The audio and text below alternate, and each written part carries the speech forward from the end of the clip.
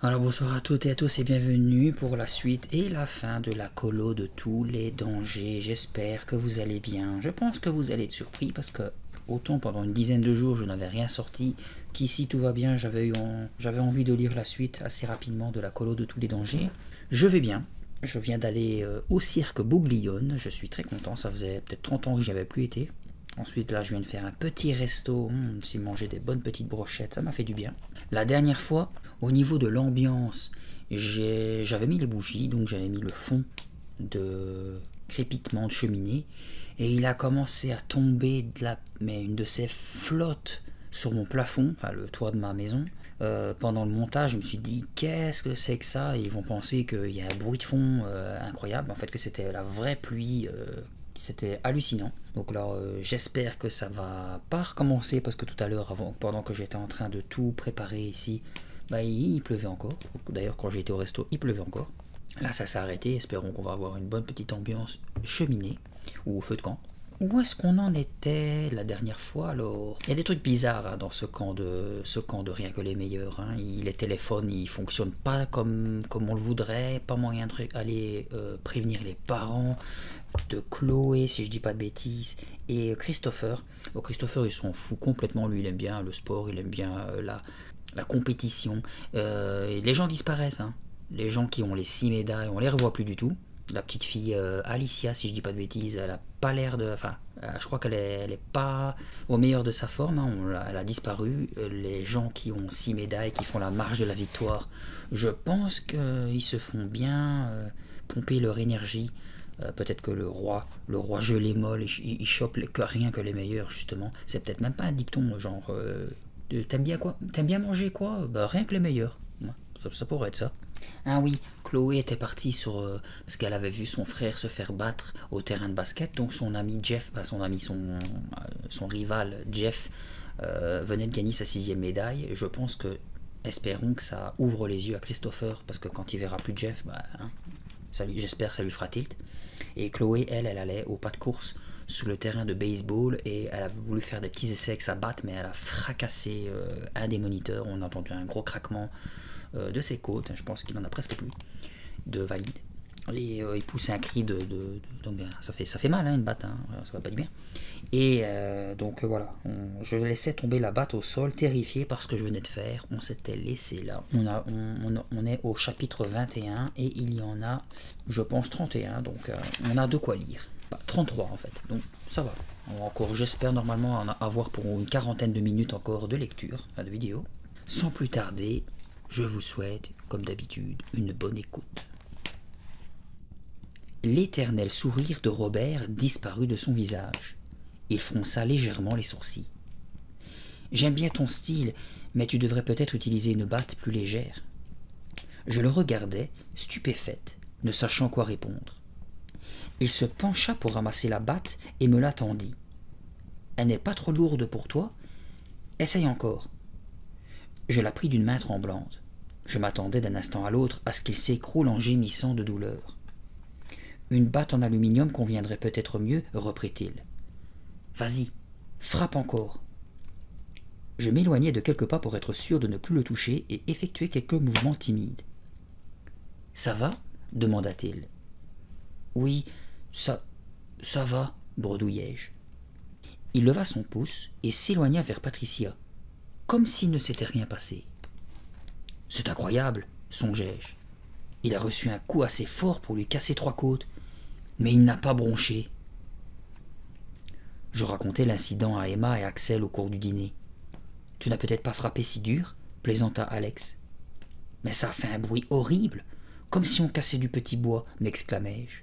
Et il souriait comme si de rien n'était. »« Il a peut-être attendu d'être à l'écart pour hurler de douleur, » suggéra malicieusement Emma. Je me forçais à rire avec mes amis, mais le cœur n'y était pas. Tout cela était trop étrange. Comment pouvait-on encaisser un tel coup dans la poitrine sans même le remarquer? Mon équipe avait perdu de 10 points. Il faut dire qu'après cet événement, je n'avais pas vraiment eu l'esprit au jeu. Je me suis surpris à observer Robert à la table des moniteurs. Il riait et plaisantait avec Marie. Je ne le quittais pas des yeux durant le repas. Le bruit atroce de la batte heurtant ses côtes résonnait encore dans ma tête. Je n'arrivais pas à l'oublier. J'y repensais encore quand vint le moment de la marche des vainqueurs. Un vent violent s'était levé et les torches grésillaient, libérant des myriades d'étincelles. Les haut-parleurs envoyèrent la musique et le cortège passa lentement. Rose me fit un petit signe amical en arrivant à ma hauteur. Je repérai Jeff qui fermait la marche, brandissant fièrement sa torche. Après la cérémonie, je gagnai rapidement les dortoirs et je me couchai. Je n'avais qu'une envie, m'endormir au plus vite et chasser ces pensées troubles qui me hantaient. Le lendemain matin, au petit déjeuner, Rose et Jeff étaient absents. Je les cherchais partout, en vain. Je n'avais pas aperçu mon frère au réfectoire, et je le cherchais aussi durant la matinée. Je parcourus le centre de long en large sans le trouver nulle part. Avait-il disparu lui aussi ? Cette pensée me donna un frisson. Il faut à tout prix s'enfuir d'ici, me dis-je. L'effigie du roi Gelée-Molle me souriait à chaque carrefour, et à présent son image me mettait mal à l'aise. Quelque chose n'allait pas dans ce centre. Plus je marchais, cherchant désespérément mon frère, plus l'angoisse montait. Robert me rejoignit après le repas de midi. Il me conduisit sur le terrain de baseball. « Ne renonce pas, Chloé, me dit-il. Oublie la défaite d'hier. Ton équipe peut encore gagner, et vous aurez tous une médaille. » Je m'en fichais de sa médaille. Je voulais revoir mes parents, retrouver mon frère, et quitter ce maudit centre. Comme je n'avais guère été brillante la veille, l'équipe me mit comme remplaçante, ce qui me laissa le temps de réfléchir à notre fuite. Ça ne devrait pas être dur, songeai-je. Il suffira d'attendre que tout le monde regarde la marche des vainqueurs. Nous quitterons le centre et regagnerons la route. De là, on marchera ou on fera du stop, jusqu'à la prochaine ville. J'avertirai la police et ils auront vite fait de joindre nos parents. Le plan était simple, en effet, mais encore fallait-il que je retrouve Christopher. Mon équipe perdit 7-9. Les autres joueurs étaient déçus. Pas moi. J'avais des problèmes plus importants à résoudre. Alors que je regagnais les dortoirs, je repérai Robert qui m'observait de loin. « Chloé !» appela-t-il. « Quelle est ta prochaine compétition ?» Je fis comme si je n'avais pas entendu et accélérai l'allure. « Mon prochain sport, ce sera la course, pensai-je hargneusement, pour fuir d'ici au plus vite. » Le sol se mit à trembler au moment où je passais devant le réfectoire. Cette fois, je ne m'en inquiétais pas et poursuivis ma route. Je ne retrouvai Christopher qu'après le dîner. Il quittait le réfectoire avec 2 camarades. Il plaisantait joyeusement et chahutait. « Christopher !» criai-je en courant à sa suite. « Attends-moi !» Il s'arrêta et se tourna vers moi. « Salut, ça va ? Tu as oublié que tu avais une sœur ou quoi ?» grondai-je. « Pardon ?» s'étonna-t-il. « Je t'ai cherché partout. Où étais-tu ?»« Je gagnais ça !» répondit-il avec un large sourire. Et il me présenta fièrement le collier où pendaient les emblèmes du roi Gelée-Molle. « J'en ai 5. »« Merveilleux !» dis-je avec sarcasme. « Christopher, nous devons partir d'ici. »« Quoi ? Nous devons partir dès ce soir, insistai-je. »« Pas question, protesta-t-il. » Tout le monde se pressait vers les pistes pour assister à la cérémonie. J'entraînais mon frère à l'écart du chemin. « Et pourquoi ça ?» demandai-je. « Il ne me reste plus qu'une médaille à gagner. »« Christopher, cet endroit est dangereux et les parents doivent... »« Tu es jalouse, m'interrompit-il. Tout ça parce que tu n'as rien gagné. » Je serrai rageusement les poings, résistant à l'envie de l'étrangler. Lui et son maudit esprit de compétition. J'inspirai profondément pour me calmer. « Christopher, repris-je, ça ne t'inquiète pas d'être sans nouvelles des parents ?»« Un peu, dit-il en baissant les yeux. Nous devons partir et les retrouver. »« Demain, plaida-t-il, après la course du matin, je peux remporter mon 6e emblème. Je préférais abandonner. Mon frère peut se montrer terriblement têtu. Je savais qu'il ne quitterait jamais ce centre avant d'avoir ses 6 médailles. »« D'accord, soupirai-je. Nous partirons demain matin, que tu aies gagné ou non. » Il réfléchit quelques secondes. « C'est bon, conclut-il avant de filer rejoindre ses copains. » Ce soir-là, il n'y avait que 4 participants à la marche des vainqueurs. Tout en regardant passer la procession, je repensais à ceux qui avaient disparu juste après. Lisa, Rose, Jeff. Étaient-ils rentrés chez eux? Avaient-ils rejoint leurs parents? Étaient-ils sains et saufs? Je m'inquiétais peut-être sans raison. Tout le monde semblait beaucoup s'amuser ici. Étais-je la seule à avoir peur? Non, je n'étais pas la seule. Il y avait Alicia. Qu'avait-elle pu voir pour être terrorisée à ce point? De quoi voulait-elle nous avertir? La marche des vainqueurs prit fin, mais je rechignais à regagner les dortoirs. Je ne pourrais pas trouver le sommeil avec ces pensées qui me hantaient. Tandis que la foule se dispersait, j'allais me cacher dans un coin d'ombre. De là, je me faufilais en silence jusqu'à la colline où se trouvait le réfectoire. Je me tapis derrière un massif de fleurs. Des nuages assombrissaient le ciel, mais la nuit était tiède. Le silence tomba bientôt sur le centre. Je levai les yeux vers le ciel sans étoiles, cherchant à apaiser mes craintes. Au bout de quelques minutes, des pas crissèrent sur le gravier du chemin. Je m'accroupis davantage, attentive. Regardant entre les branchages, je vis passer 2 moniteurs. Ils marchaient d'un pas régulier, presque mécanique. Un autre groupe suivit quelque temps après, se dirigeant dans la même direction. « Ils vont vers le réfectoire, me dis-je. Ils doivent avoir une réunion. » Je les suivis un instant du regard, mais à ma grande surprise, ils virèrent un peu avant le bâtiment et s'enfoncèrent dans les bois. Où se rendaient-ils? J'attendis que tous les moniteurs soient passés devant moi avant d'oser me relever. Je regardais en direction des bois. Rien que les ténèbres. Soudain, 2 autres voix s'élevèrent sur le chemin. J'eus tout juste le temps de me baisser. C'étaient Marie et Robert. Ils semblaient pressés. J'attendis un peu et les suivis à distance. Je m'en fichais d'être découverte. Je voulais savoir où allaient tous les moniteurs. Marie et Robert se frayèrent un passage dans le sous-bois. Il n'y avait pas de chemin à cet endroit.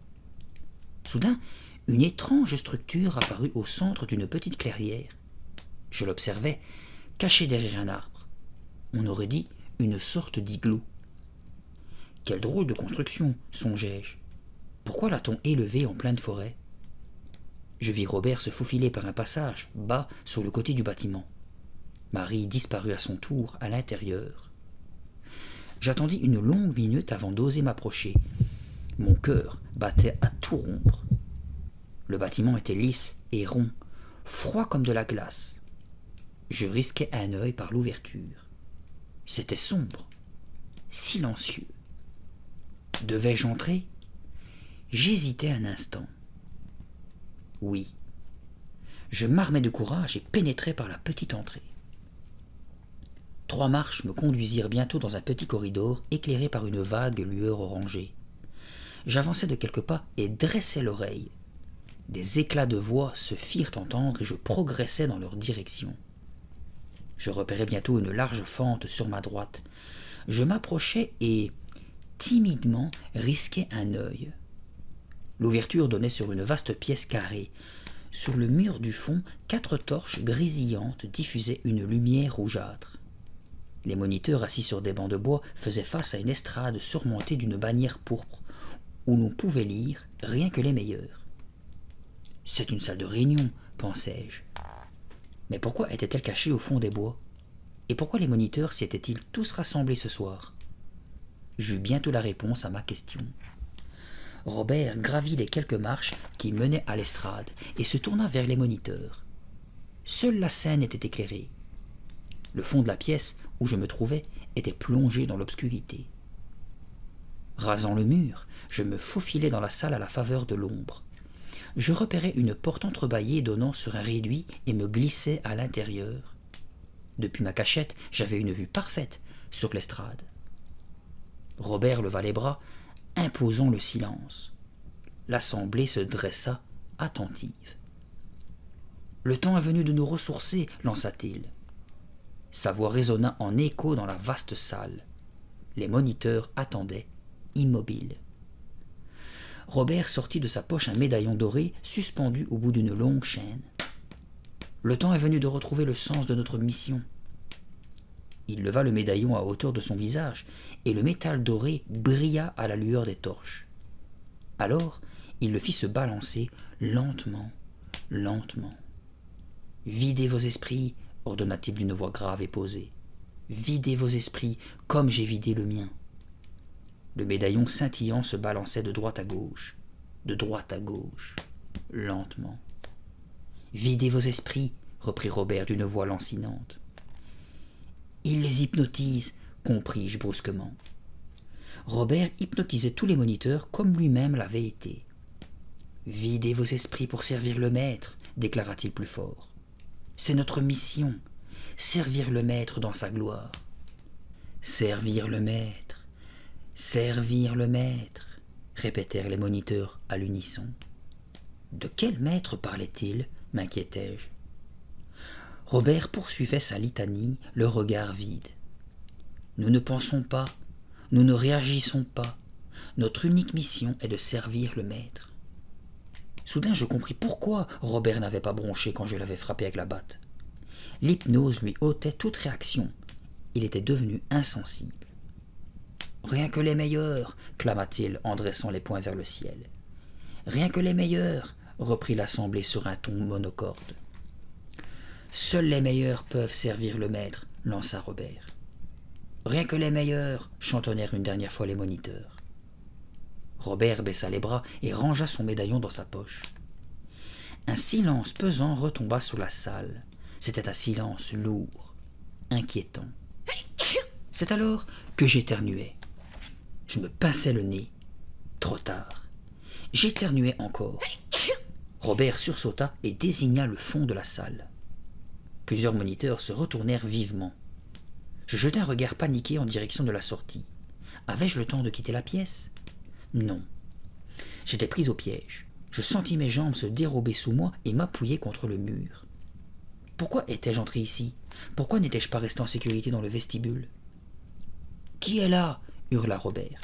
« C'est bien, songeai-je, il ne sait pas que c'est moi. » Hélas, dans quelques secondes, les moniteurs me débusqueraient. Je fis un pas en arrière, puis un autre. Et là, je réprimai un cri. J'avais manqué de chuter dans une cage d'escalier. La petite pièce où je m'étais caché n'était donc pas un réduit. Une série de hautes marches taillées dans une pierre noire s'enfonçait dans les ténèbres. Où menait-elle? Je n'en savais rien, mais cet escalier était ma seule chance de m'échapper. J'entamai donc la descente en tâtonnant dans l'obscurité la plus totale. Les marches étaient glissantes et plusieurs fois je faillis tomber. L'escalier formait une spirale interminable. À mesure que je progressais, l'air devint moite. Je fronçais les narines. L'atmosphère était chargée d'une odeur acide, comme du lait caillé. Soudain, un grondement sourd s'éleva des profondeurs. Je m'arrêtai, dressant l'oreille. Le grondement roula le long des marches et un souffle d'air vicié me fouetta le visage. Je me tournai vers le haut de l'escalier. M'avait-on suivi? Apparemment non. Je n'entendais aucun bruit de pas. Quelle était donc cette puanteur en contrebas? L'odeur était repoussante et ôtait toute envie de descendre encore. Hélas, je n'avais pas le choix. Si je remontais, je me ferais prendre.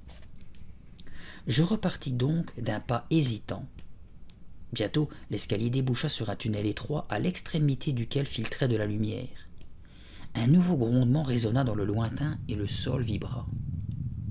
J'avançais dans ce long couloir. L'atmosphère était chaude et humide, et à plusieurs reprises, je pataugeais dans des flaques d'eau. Où cela conduit-il? Me demandai-je. Comme j'arrivais à l'extrémité du tunnel, un nouveau souffle d'air s'y engouffra, et je réprimai un haut le cœur. La puanteur était atroce. Elle évoquait la viande pourrie ou une poubelle abandonnée depuis des jours, en plein soleil. Ça me donnait envie de vomir. Oublie cette odeur, me dis-je, pense à des fleurs, à du parfum. En me bouchant le nez, je franchis en titubant les derniers mètres qui me séparaient de la lumière, et je me heurtai à une grille faite d'épais barreaux de métal et fermée par une énorme serrure. Derrière la grille, j'aperçus une vaste caverne brillamment éclairée. Alors je m'arrêtai, pétrifié à la vue d'une chose immonde, effrayante, une chose qui ne pouvait pas exister.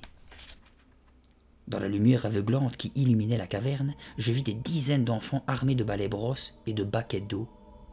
Ils nettoyèrent un gigantesque bonhomme pourpre, comme ceux qui défilent pendant le carnaval. Mais, alors qu'ils s'affairaient, la statue émit un grondement sourd. La monstrueuse créature était vivante. Le roi gelé molle, il existe donc vraiment. Là, ce n'était plus la mascotte souriante du centre, mais un être immonde, de la taille d'une maison. Le roi gelé molle roula de grands yeux jaunes à l'éclat vitreux et ses lèvres s'entr'ouvrirent. Un autre grognement fit trembler les murs de la caverne. Un liquide blanchâtre et visqueux s'écoula de ses narines. Une nouvelle vague de puanteur envahit la pièce. L'air était irrespirable. La couronne d'or qui surmontait cette masse gélatineuse tressauta. Des ondulations agitèrent ses bourrelets et le monstre lâcha un rot abominable qui résonna en écho. Les enfants travaillaient sans relâche. Ils entouraient la créature, l'arrosaient de baquets d'eau et la frottaient avec énergie. Pendant qu'ils s'affairaient, des petites choses informes tombaient sur le sol avec un bruit mou. Des limaces! Le roi gelé molle suait des limaces. Je détournai le regard pour ne pas vomir.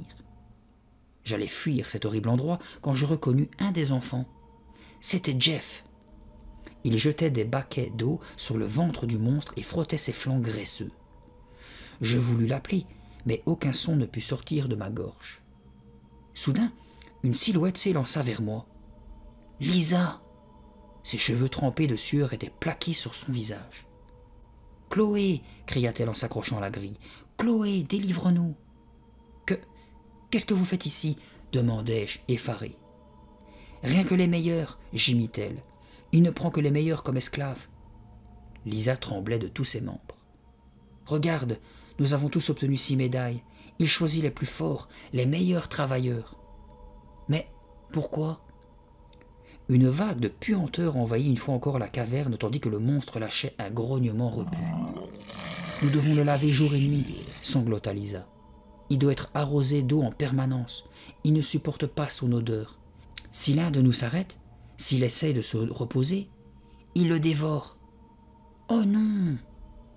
Je n'en peux plus, il est dégoulinant. Cette odeur, c'est limace. » Elle me saisit le bras avec force. Sa main était froide et tremblante. « Les moniteurs sont hypnotisés. Le roi gelé molle contrôle leur esprit. »« Je sais, » bégayai-je. « Fouille, va chercher de l'aide, » implora-t-elle. « Chloé, je t'en supplie. » Alors, un grognement effrayant nous fit sursauter. « Oh non !» gémit Lisa. « Il nous a vus !» Le monstre gronda encore. Lisa lâcha mon bras et se tourna vers la créature en tremblant de tous ses membres. Mais la chose avait les yeux clos. Elle grognait simplement pour effrayer ses esclaves, pour qu'ils maintiennent la cadence. « Va chercher de l'aide !» chuchota encore Lisa. Et elle repartit en courant à sa répugnante besogne. Je demeurai un instant pétrifié d'horreur, mais un nouveau grognement me ramena vite à la réalité et je m'enfuis dans le tunnel. La puanteur atroce me poursuivit jusqu'à ce que je remonte les marches. Elle imprégnait mes vêtements et je me demandais si je pourrais un jour m'en débarrasser. Comment les aider? Que faire? J'étais trop effrayé pour réfléchir. La vision du monstre hantait mes pensées. Je revoyais sans cesse cette masse visqueuse, ces petits yeux jaunes et les limaces dégoulinantes qui suintaient de son corps. En atteignant le haut des marches, je tenais à peine sur mes jambes. Mais je ne pouvais pas me laisser aller. Je devais agir, libérer les esclaves de la créature et prévenir les autres enfants du centre. Je risquai un œil par la porte entr'ouverte du réduit. La salle de réunion était déserte. Les moniteurs étaient-ils partis à ma recherche dans le bois? Sans doute. Où aller? Je ne pouvais pas rester ici. J'avais besoin d'air pur. J'avais besoin d'un endroit où réfléchir en toute tranquillité. Je quittai l'igloo et débouchai au dehors. La nuit m'enveloppait. J'avançai jusqu'à l'orée de la clairière et observais les bois cachés derrière un arbre. Des faisceaux de lumière balayaient le sous-bois. Les moniteurs cherchaient l'intrus qui les avait surpris. Je m'éloignai des lumières et fis un large détour dans la forêt jusqu'à ce que je retrouve le chemin menant au réfectoire. Devais-je regagner les dortoirs et prévenir les autres? Allaient-ils seulement me croire? Des moniteurs surveillaient peut-être les chambres, attendant que je me présente. Des pas sonnèrent soudain sur le chemin. Accroupi derrière un arbre, je vis passer 2 moniteurs. Ils balayaient le sous-bois avec leurs lampes torches. J'attendis qu'ils s'éloignent pour quitter ma cachette. Je dévalai la colline et passai devant la piscine, puis devant les cours de tennis. Le centre était silencieux, baigné par les ténèbres. J'avisai la haie d'arbustes qui longeait le mur. C'était la cachette idéale. Je me glissai derrière et me roulai en boule. Je m'allongeai dans l'herbe sèche sous les branchages. La nuit m'environnait. J'aspirai profondément, savourant l'air pur. Je dois réfléchir, me dis-je. Je dois trouver une solution. Des hurlements me réveillèrent en sursaut. Je m'étais endormi.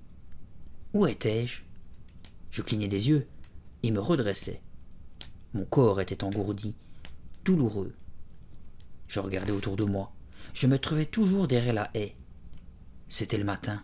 Le soleil cherchait à percer un épais rideau de nuages. Quelles étaient ces voix? Des acclamations? Je jetai un œil entre les branchages. La course, elle venait de commencer. 6 garçons, le visage tendu par l'effort, fonçaient à toute allure, encouragés par la foule. Et qui était en tête? Christopher. Non, hurlai-je. Je quittai ma cachette et m'élançai à travers la pelouse en direction des pistes. Je devais l'arrêter. Il ne devait pas gagner sa 6e médaille. Je ne voulais pas qu'il devienne un esclave, lui aussi. Hélas, il distançait les autres de plusieurs foulées. Que faire? Dans l'urgence, je décidai d'utiliser notre signal. Je m'apprêtais à siffler pour l'enjoindre à se calmer. Il va l'entendre, et il ralentira, me dis-je. Je plaçai 2 doigts dans ma bouche et soufflai. En vain. J'avais la gorge sèche. Aucun son ne pouvait en sortir. Christopher amorçait le dernier virage. En tête. Rien ne pouvait plus l'empêcher de remporter la victoire. Rien, sauf si je le plaquais avant qu'il passe la ligne d'arrivée. Je partis à toute allure et fonçai en direction des pistes, les yeux rivés sur Christopher. Je courus à perdre haleine. Ah, si j'avais pu voler! Des acclamations saluèrent Christopher qui s'engageait sur la dernière ligne droite. Les autres étaient loin derrière. J'avais les poumons en feu. Je crus qu'ils allaient éclater. Vite, plus vite. Je déboulais sur les pistes sous les cris de surprise des spectateurs. Là, je bondis sur Christopher et l'entraînai dans ma chute. Nous atterrîmes tous 2 sur la pelouse, tandis que les autres coureurs franchissaient la ligne d'arrivée. « Chloé, pauvre idiote !» hurla mon frère en bondissant sur ses pieds. « Je n'ai pas le temps de t'expliquer !» lâchai-je dans un souffle. Je me levai à mon tour et cherchai à l'entraîner, mais il se débattit avec rage. « Pourquoi tu fais ça, Chloé ?» protesta-t-il furieux. 3 moniteurs accouraient dans notre direction. « Vite !» ordonnai-je, « il faut fuir !» Je crois qu'à cet instant Christopher put lire la terreur dans mon regard. Il comprit que je ne plaisantais pas. Il cessa de se plaindre et se mit à courir derrière moi. Je partis sans plus tarder en direction des bois. « Où allons-nous » demanda-t-il en remontant à ma hauteur. « Dis-moi ce qui se passe. »« Tu verras bien, haletai-je. Apprête-toi à découvrir un truc infâme. »« Quoi? Qu'est-ce que tu racontes ?» Je ne répondis pas et continuai à courir. Je m'enfonçai dans les bois, me dirigeant vers l'igloo au centre de la clairière. Arrivé devant l'entrée, je me tournai vers le sous-bois. Personne. Les moniteurs avaient perdu notre trace. Christopher me suivit à l'intérieur. Les torches de la salle de réunion étaient éteintes et la pièce était plongée dans la pénombre. Je tâtonnai le long du mur jusqu'à la porte menant à l'escalier. Ouvrant la marche, j'entamai la descente. À mi-chemin, l'odeur âcre commença à nous assaillir. Christopher lâcha un cri de surprise. « Ça pue !» protesta-t-il en se bouchant le nez. « Ce sera bientôt pire. Essaye de ne pas y penser. » Nous arrivâmes dans le tunnel et je m'avançai vers la lumière. J'aurais aimé prévenir Christopher de ce qu'il attendait, mais je n'avais pas le temps. Il fallait à tout prix sauver Lisa, Jeff et les autres. Je m'approchai de la caverne, suffoquant dans la puanteur. Les esclaves travaillaient sans relâche. Ils arrosaient la masse informe du roi gelé molle qui grognait et grondait. Christopher marqua un temps d'arrêt et je vis l'horreur se dessiner sur son visage. Je lui chuchotai à l'oreille. Voilà le sort des vainqueurs, rien que les meilleurs, pour servir d'esclaves au roi Gelémol. Ce n'est pas possible, bégaya mon frère. Il faut les sortir de là. Il faut ouvrir cette grille. Il faut trouver la clé, dis-je. Mais, même si nous la trouvons, que veux-tu dire? Dès qu'un enfant arrête de travailler, ce monstre s'en saisit et il le dévore. Oh non, gémit Christopher. Qu'est-ce qu'on va faire? Je ne sais pas trop, mais d'abord, sortons de là. Je respirais avec soulagement l'air frais du dehors et entraînai mon frère sous le couvert d'épais buissons. Bon, dis-je, réfléchissons. D'abord, il faut trouver la clé qui ouvre cette grille. Où peut-elle bien être? Mais, répétait Christopher, encore sous le choc. Mais d'où vient cette chose? Je n'en sais rien, soupirai-je. À mon avis, rien de semblable n'existe sur la Terre. Tu veux dire que ce serait un monstre venu de l'espace? Comment veux-tu que je le sache? Criai-je, soudain exaspéré. Monstre de l'espace ou pas, il faut tirer nos copains de là. À cet instant, un craquement me fit sursauter. Chut, dis-je, baisse-toi, il y a quelqu'un. Les branches du buisson s'agitèrent et un petit visage effrayé apparut derrière les feuilles. Alicia! La petite fille s'élança et tomba dans mes bras en sanglotant. Tu l'as vu, il est horrible, hein? Alicia, repris-je en la berçant, comment as-tu découvert ce monstre? Elle renifla et expliqua. 2 filles de ma chambre avaient disparu après avoir gagné leur 6e médaille. J'ai trouvé ça bizarre. Alors un soir, j'ai suivi les gagnants après la fête. J'ai vu les moniteurs les faire entrer dans l'igloo. Je suis resté caché dehors, mais je les entendais hurler. C'était horrible. Elle frissonna, puis continua. J'ai attendu que les moniteurs ressortent, et je suis entré à mon tour. J'ai descendu l'escalier, j'ai suivi le tunnel, et je l'ai vu. Alicia se remit à pleurer. Je dis doucement. Mais pourquoi n'es-tu pas parti d'ici? Tu aurais pu gagner la route, trouver un village, téléphoner à tes parents. Alicia secoua la tête. J'ai essayé. On ne peut pas sortir de ce centre. Comment ça? Intervint Christopher. Je ne sais pas. Il y a une sorte de barrière invisible qui nous entoure. Une fois qu'on est entré, on est prisonnier. Je réfléchissais à toute allure, et une idée encore vague germa dans ma tête. C'était ce monstre hypnotiseur qui fabriquait la barrière invisible, j'en étais sûr. Mais ce monstre, on pouvait peut-être le détruire. Avant tout, dis-je, il faut ouvrir la grille, il faut trouver la clé. Moi, murmura Alicia, je sais où elle est, la clé. Dissimulés dans l'ombre du dortoir réservé aux moniteurs, Christopher, Alicia et moi, nous attendions que commence la marche des vainqueurs. À cette heure, tout le monde était réuni pour la cérémonie. Les haut-parleurs déversèrent leur flot de musique triomphale. « J'y vais !» chuchotai-je. « N'oubliez pas le signal en cas de danger. »« 2 coups de sifflet, » dit Christopher. « T'inquiète pas, on fait le guet. » Silencieusement, je me glissai dans le bâtiment. C'était Robert qui détenait la clé de la grille. Alicia l'avait vu briller dans sa main quand il ressortait de l'igloo. Robert était moniteur en chef. À ce titre, il avait certainement une chambre personnelle. Je poussai une porte. J'avais vu juste. Au pied du lit, parmi plusieurs paires de baskets, je reconnus celle à lacets rouges que Robert portait lors de notre première rencontre. Une chance que ce détail m'ait frappé. Bon, pensai-je, si j'avais une clé, où pourrais-je bien la ranger? Dans un tiroir? Je parcourus la chambre du regard. Un lit, une chaise, une armoire. Et un petit bureau avec un tiroir. Je l'ouvris et y trouvai un calepin, du papier à lettres, un stylo. Rien d'autre. Je soupirai, dépité. Dans l'armoire, peut-être. La porte grinça et je sursautai. Sous les étagères étaient rangés des shorts, des chaussettes, une pile de t-shirts. Je glissai ma main sous la pile et mes doigts rencontrèrent un objet dur et froid. La clé! À cet instant, 2 coups de sifflet retentirent, me glaçant le sang. Je sortis de la chambre en vitesse. Trop tard. Quelqu'un poussait la porte du bâtiment. J'étais piégé comme un rat. La silhouette s'avançait déjà dans le couloir. Je reconnus Robert. Je m'appuyai contre le mur comme si je pouvais y disparaître. Quelque chose bougea dans mon dos. Une porte. Je l'ouvris et me glissai vivement derrière. Robert pénétra dans sa chambre. Il ne m'avait pas vu. J'eus à peine le temps de remarquer que ma cachette était une salle de douche. Je filai sans attendre mon reste, la clé fermement serrée dans ma main. Alicia, Christopher et moi, nous galopions dans le bois sans prendre garde aux branches qui nous égratignaient au passage. Arrivés devant l'igloo, nous nous arrêtâmes un instant pour reprendre haleine. « Bon, dis-je, on y va ?» L'escalier, le tunnel, l'épouvantable odeur, le cauchemar recommençait. Mais cette fois, j'avais un plan.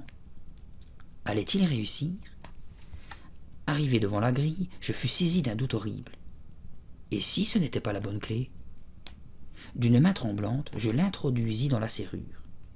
Oui, elle tournait. La grille s'ouvrit avec un léger grincement. J'avançai vers les enfants esclaves et, plaçant mes mains en porte-voix, je criai.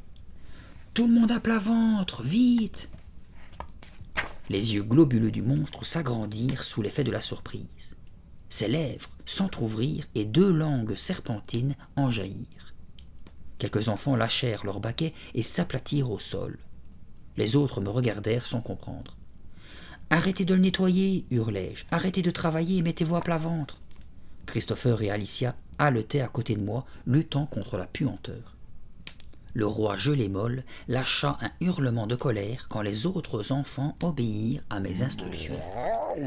2 longs ruisseaux blanchâtres s'écoulèrent de ses narines et ses langues claquèrent furieusement. « Restez à plat ventre !» hurlai-je. « Ne bougez plus !» Alors le monstre se pencha en avant avec un grognement dégoûtant et tendit un bras boudiné. Ses chairs flasques tressaillirent tandis qu'il tâtonnait devant lui. Il cherchait à attraper Lisa. « Il va me dévorer !» gémit-elle. Elle voulut se relever. « Non, ordonnai-je, ne bouge pas, reste à plat ventre. » Elle s'immobilisa, tremblant de peur. La créature tendit le bras, mais j'avais vu juste. Cette masse informe ne pouvait pas se pencher assez pour attraper quelqu'un d'allongé. Le roi Gelée-Molle balança sa tête en arrière et poussa un hurlement de dépit. Je plaquai mes mains sur mon visage. La puanteur devenait insoutenable. Les limaces jaillissaient de son corps poisseux et tombaient en pluie sur le sol. Le monstre agita ses bras et chercha à attraper d'autres enfants, mais tant qu'il restait plaqué au sol, il ne pouvait pas les saisir. Il poussa un nouveau grognement, un peu affaibli, et ses yeux vitreux se mirent à rouler dans leurs orbites. La puanteur avait atteint une telle intensité que j'étouffais. Le monstre se mit à tressaillir. Il s'agitait frénétiquement, cherchait à saisir les baquets d'eau, mais ils étaient hors de sa portée. Mon plan fonctionnait. Il devait fonctionner. Le roi Gelée-Molle baissa les yeux sur moi et tendit un doigt accusateur dans ma direction. Il se pencha lentement. Je ne pouvais plus bouger. Ce regard jaune m'hypnotisait. Je lâchai une plainte terrifiée. Des vagues de puanteur roulèrent autour de moi. Je tentais de retenir mon souffle, mais l'odeur était partout, insoutenable. Je me sentais faiblir, comme si je m'endormais. « Résiste, pensai-je, ne te laisse pas hypnotiser, ou tu es perdu. » Mais soudain la créature émit un râle d'agonie et vacilla sur ses bases. Les enfants s'écartèrent vivement. La couronne heurta le sol un peu avant le monstre qui s'effondra avec un bruit mou. « Oui !» criai-je en serrant les poings. Je tremblais encore de tout mon corps, mais j'avais retrouvé mes esprits. Mon plan avait fonctionné. Les esclaves avaient arrêté de travailler et le roi Gelée-Molle était mort, étouffé par sa propre puanteur. Déjà les enfants s'élançaient vers la porte, riant et pleurant en même temps. « Plus jamais je ne me plaindrai quand papa répandra de l'engrais dans le jardin, » remarqua Christopher avec une moue comique. Lisa courut vers moi. « Merci de nous avoir sauvés. » Avec des cris de triomphe, tout le monde quitta au plus vite la caverne maudite. Bientôt nous retrouvâmes l'air pur du dehors. « Nous sommes libres !» criai-je joyeusement. La troupe fonça vers le centre et s'arrêta net à l'orée des bois. Les moniteurs nous attendaient, alignés pour nous bloquer le passage. Ils étaient menaçants et semblaient résolus. Robert tendit son bras vers nous. « Ne les laissez pas s'enfuir, ordonna-t-il. » Les moniteurs s'avancèrent lentement, en ligne, les bras ballants. Ils se déplaçaient avec une démarche de robot. Ils étaient en transe. Ils firent quelques pas. Soudain, des coups de sifflet stridents retentirent. Je me tournai en direction du bruit. Plusieurs policiers en uniforme pénétraient dans le bois. Les moniteurs se figèrent sur place et secouèrent la tête comme abasourdis. Ils se regardèrent les uns les autres. « Où sommes-nous » murmura Marie. « Que se passe-t-il » demanda un autre moniteur. Ils avaient l'air confus, étonnés. Apparemment, les coups de sifflet les avaient réveillés de leur transe. Nous accueillîmes l'arrivée de la police par des hurlements de joie. « Comment saviez-vous qu'on avait besoin d'aide » demandai-je à un officier. « On n'en savait rien, répondit-il. Une puanteur atroce a déferlé sur la ville. Nous avons voulu savoir ce qui la provoquait. L'odeur nous a guidés jusqu'ici. » J'éclatai de rire. L'infection qui avait tué la créature nous avait sauvés. « C'était un monstre, dis-je, mais il est mort maintenant. »« Un monstre » s'étonna l'officier. « Oui, intervint Christopher, sûr de lui. Certainement un truc venu de l'espace. » Les policiers se regardèrent, interloqués. « Il faudra envoyer des spécialistes pour étudier ça, déclara l'officier. Mais pour l'instant, nous allons contacter vos familles au plus vite. » Je descendis la colline, Christopher à mes côtés. Nous avions hâte de revoir nos parents. Les moniteurs étaient encore sous le choc de leur réveil brutal. Ils contemplaient le centre, le regard absent. Je me tournai vers Robert alors que nous passions devant lui. Il n'avait pas encore tout à fait retrouvé ses esprits et marmonnait pour lui-même. « Rien que les meilleurs, rien que les meilleurs. » Christopher et moi n'aurions jamais cru être aussi heureux de retrouver notre maison. « Pourquoi n'avez-vous pas essayé de nous retrouver » demanda Christopher aux parents. « La police vous a cherché partout, » soupira notre père. « Elle a appelé le centre à plusieurs reprises. Le moniteur qui répondait prétendait à chaque fois ne pas vous avoir vu. »« Nous étions si inquiets, » dit notre mère d'une voix tremblante. « Nous avons vraiment craint le pire. »« Tout est fini maintenant, nous sommes sains et saufs, » répondis-je avec un large sourire. « Vous aimeriez peut-être partir dans une vraie colonie de vacances l'été prochain » proposa notre père. « Pas question » clama Christopher en même temps que moi. 15 jours plus tard, on sonna à notre porte. J'allais ouvrir. C'était Robert. Il portait un costume. Il avait les cheveux soigneusement coiffés. « Je suis désolé de ce qui s'est passé au centre, » dit-il. Je ne répondis pas et restai sur le seuil, stupéfaite de le revoir. « Christopher est là » demanda-t-il. Mon frère apparut derrière moi. « Robert » s'étonna-t-il. « Qu'est-ce que tu fais ici ?»« Je suis venu te remettre ceci. » Robert fouilla dans sa poche et sortit une médaille d'or. « Tu l'as mérité, tu aurais dû gagner la course. » Christopher tendit la main et, au dernier moment, hésita. Je sus ce qu'il pensait à cet instant. C'était sa 6e médaille. Allait-il la prendre ? Il l'accepta finalement. « Merci, Robert, » dit Christopher en l'empochant. Robert nous fit un petit geste d'adieu et regagna sa voiture.